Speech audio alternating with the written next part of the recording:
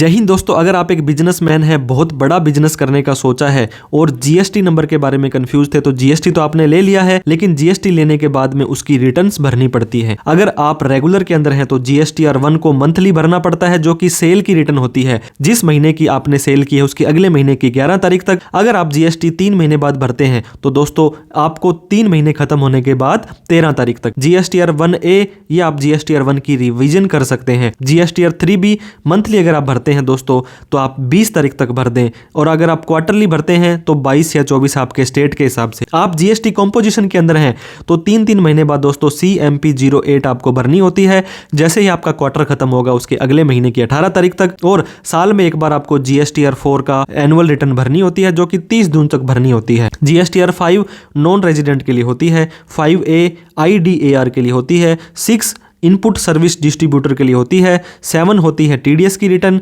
8 होती है टीसीएस का स्टेटमेंट, और अगर आपकी टर्नओवर 2 करोड़ से ज़्यादा है तो जीएसटीआर 9 की सालाना रिटर्न भरनी होती है। 5 करोड़ से ज़्यादा है तो 9 के साथ साथ में 9C भी भरनी होती है। इसके अलावा जीएसटीआर 10 जब आपने जीएसटी कैंसिल करवा दिया, बंद करवा दिया, जब भरनी होती है। जीएसटीआर 11 इनवर्ड सप्लाई दोस्तों UIN होल्डर के लिए होती है, और जीएसटीआर 11 कैंसिलेशन की फाइनल रिपोर्ट होती है। तो आप दोस्तों कुछ डिटेल के अंदर पूछना चाहते हैं कि हमने जीएसटी लिया है, कौन सी रिटर्न भरनी है, कैसे भरनी है, कमेंट करके पूछ सकते हैं। Thank you so much for watching this video. जय हिंद, जय भारत।